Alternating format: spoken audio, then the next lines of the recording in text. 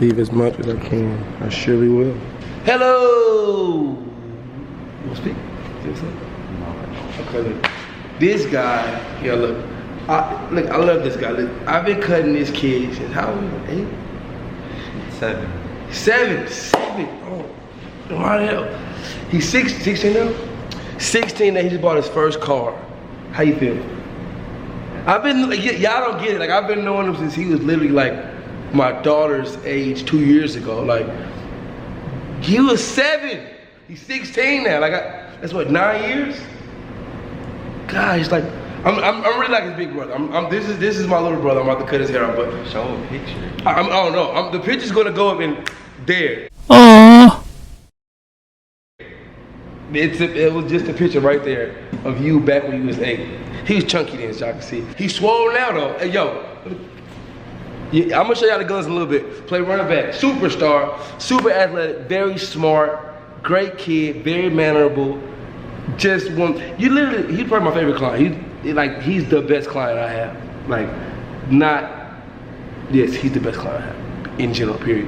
So listen, I will delete any comment that you talk bad about him in this comment is getting deleted. Don't talk about him, don't say anything bad about him. He's a great kid, hard-working kid, grades are immaculate, sports he's amazing. His manners are amazing. His parents are amazing. You talk about him, you're getting blocked. Now, I might even curse at you in the comments. So be nice, be cool. He's cutting his hair off, and I don't know, anything else I gotta say about you good? If I had a son, I would need my son to be just like him. So future son, this is who you kind of gotta be modeled after, right? Except for his hair. I guess he just kind of said, forget it. You know what I'm saying? He don't talk much. You gonna talk? You might be viral, bro. You gonna say anything? You never know, could be. Okay, he's straight. No. We cut it off. Okay, I'm about to cut it like bald. I'm cutting them bald, like super bald. I'm gonna give you like a Kobe Bryant back in 2005 chop. You nervous? Yeah. You wanna cut one? You just do it.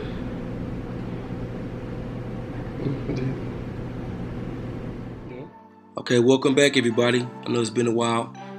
I've had these videos shot for months. I just haven't had time to edit them. I've been so busy at the shop. But I'm back now, so let's get to it. My boy AJ, like you saw at the beginning of the video, great client of mine, great kid.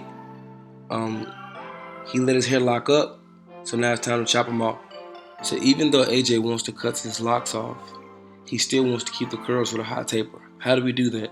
Well, first I have to find the longest spot or the longest short spot in the hair that doesn't have any locks. He hasn't been getting them twisted, so luckily we should be able to find some good length and depth in there. So I have to find that area and then cut everything else to that length.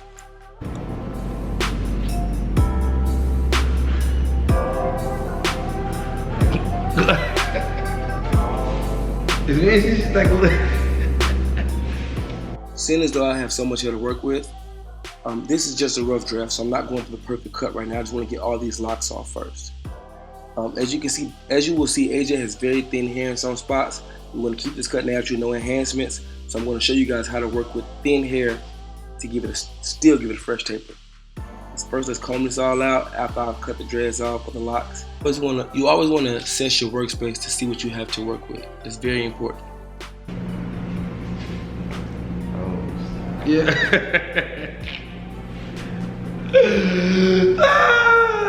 Let's see. You can keep this? You keep this little part? You want to keep this? No? You sure? Look, you probably can't tell because he looks so serious. He's really happy right now. This is his happy face. But you can't tell because he looks like, this is his face. He's excited. He's really excited. He's laid back, smooth. So now I'm taking a 5 guard, or actually a 6 guard, and I'm going to go against the grain first to see how much that takes off, to see if we can get it even. If that won't work, I'll go back with the 5. That's a really good length for over curly hair, and even people with thin hair, so that they can still keep their curls, but keep a nice maintainable length. Low maintenance, but it still gives you the desired look that you're looking for.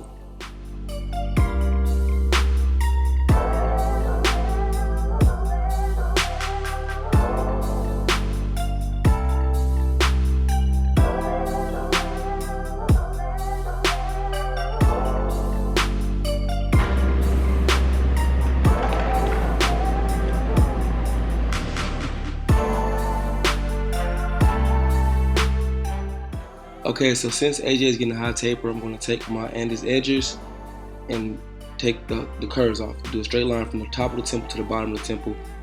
Basically from the top of the temple to the bottom of the ear. The tricky or difficult part about giving a high taper to someone with thin edges, if you look, you see AJ has thin edges. They just how his hair grows is thin around the back of the ear and the front of the head.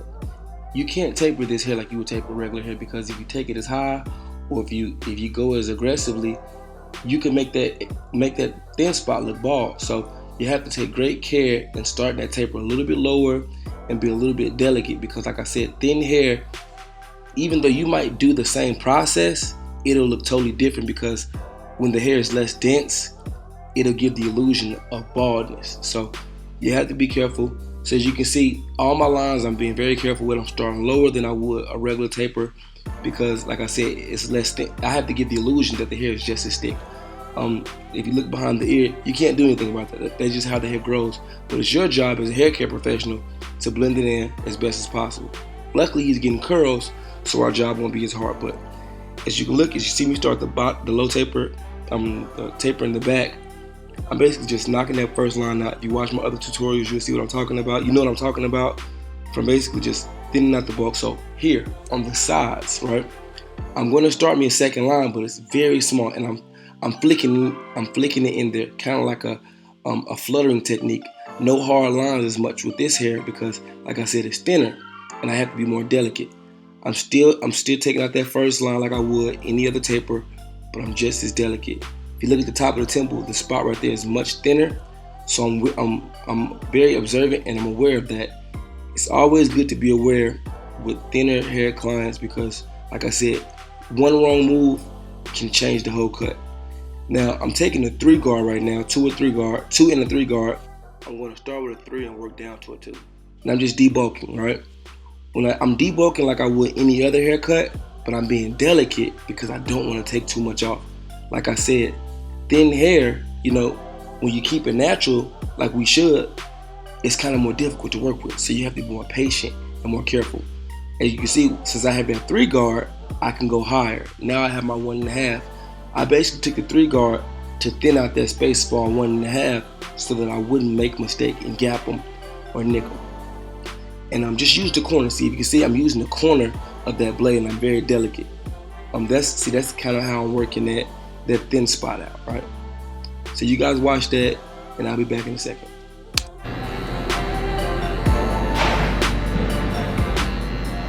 Okay, so now that I've debulked with my 3, 2, and 1.5, I can now come with my 1/16 and masters all the way open to actually start to fade.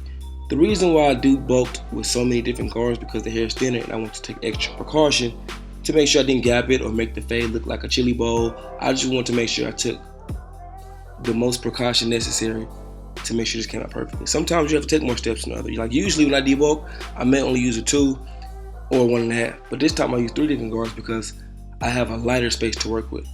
So now you can see I'm using the corners, I'm getting that fade in there. I'm gonna let you guys watch that, and I'll come back when it's time to work on that back tape. Right now we're just getting a whole rough draft in there. This is a longer haircut as far as the length on top. So we just want to get the fade in there, then we can come back and readjust everything at the end.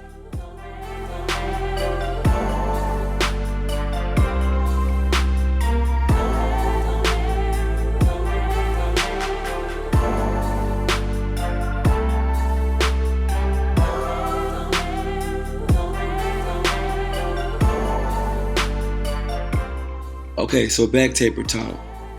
With thin hair, like I said, just use a bigger guard. And the biggest rule is to stay patient. Your strokes should be a little slower, not as aggressive on the blade.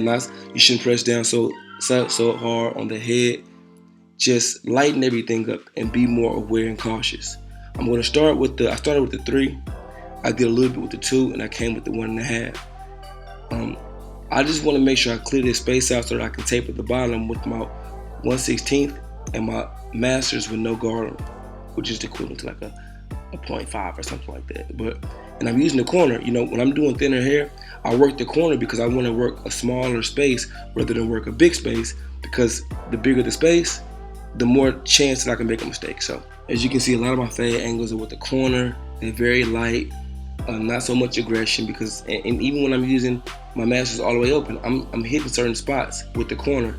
I'm letting the blade glide on top of the head, not so much on top of the scalp. So it's just so many different techniques you can do to get this way. But as you can see, that's how I did one side. I'm about to come back and do the exact same thing with the other side. After I get the fade initially in there, I'll come back and clean up certain areas that look a little bulky to me. But at the end of the day, since he's getting curls on top, that longer hair is going to curl anyway. So I just want to make sure the bottom of that fade is very smooth and flush, so the taper can come out very nicely.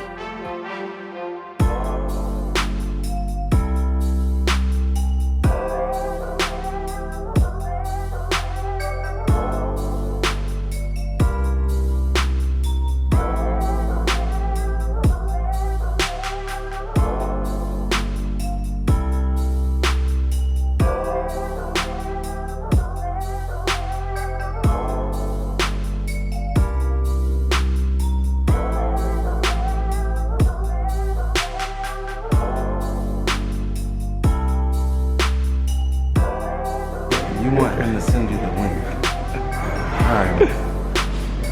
You're really trying to get this?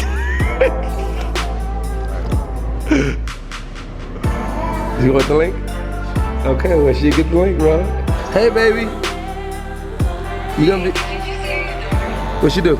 That's my wife. Say, hey, you gonna be in the barber video, Deandra? You gonna be in my barber video? Tomorrow, stop moving. Oh, funny, sarcastic. Okay, I'm about to finish shooting.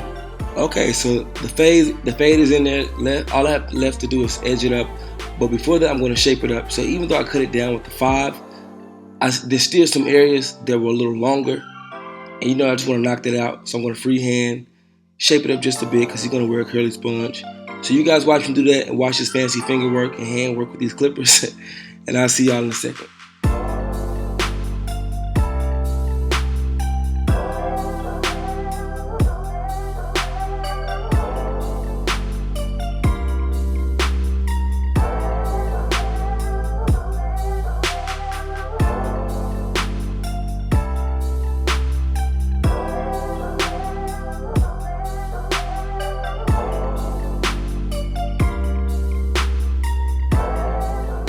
Gotcha. Okay, so it's time for the edge up. I'm real big on natural edge ups. So my boy AJ edge up is naturally thin. His corners are not thick and full. So this is where I see a lot of barbers actually pushing the edge up back because you naturally want a crispy edge up. You feel like the cut is incomplete if the edge up is not crispy. But sometimes you have to give the best edge up possible with what the client has to offer. So you keep the edge up low. You stretch that skin so that you can take as much hair off, the small hair follicles, because that can actually add to the crispiness. You don't have to push back as much. So I'm going to keep AJ's edge up natural and make it sharp as possible with what he has to offer. I don't want to push it back because when he comes back or throughout the week, it's going to look way worse than it will for those 3 days looking good because I pushed it back. So same thing with the back edge up. Keep it low, keep it natural, pull it all the way down. Go behind the ear, use the curve. Keep it natural. Don't go a high ear arch. Keep it nice and neat, okay?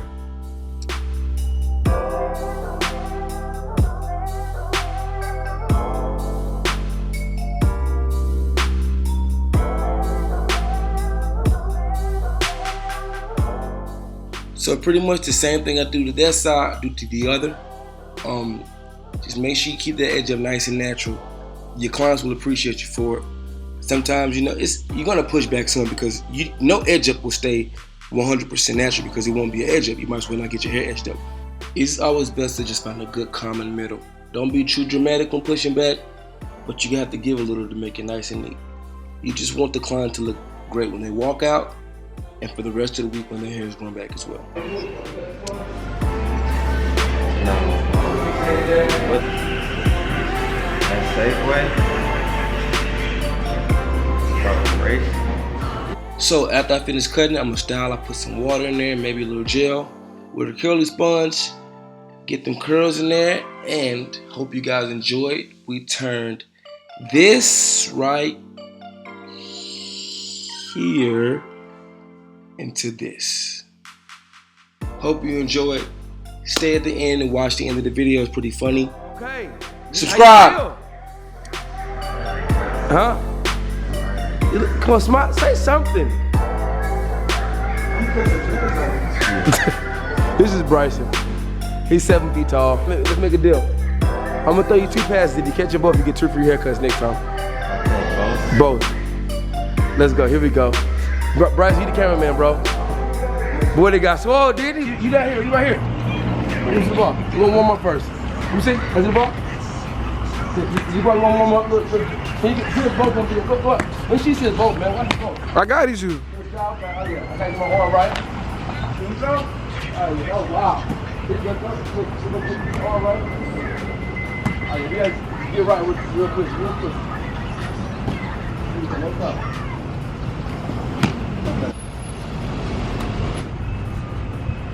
Too much? All right, I got more coach. Hey, I want to train with you too, but we're gonna have like for real. You've been training for years. Oh, I still got it. No, you gotta hit it. We gotta do the video now. Come on. Come back, it's time. You gotta catch them both. I'm ready, I'm on.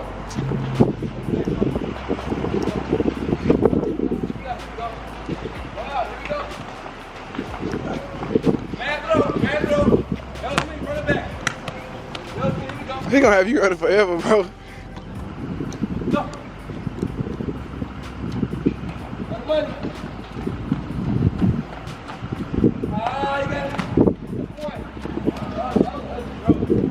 Huh? I know, I can't get it up, bro. Last one, come on. I'm back. Tired? That's it. That's the best throw you had all day. That was the best throw you had all day. What's up? I could have caught all them balls, boy. That's easy to me. Okay, catch him up. Let me see. Catch the ball. This guy talks so much trash. Catch the here. Hold the camera. Go on, man. Oh, man, forget the slide, man. Come on, man. They slippery.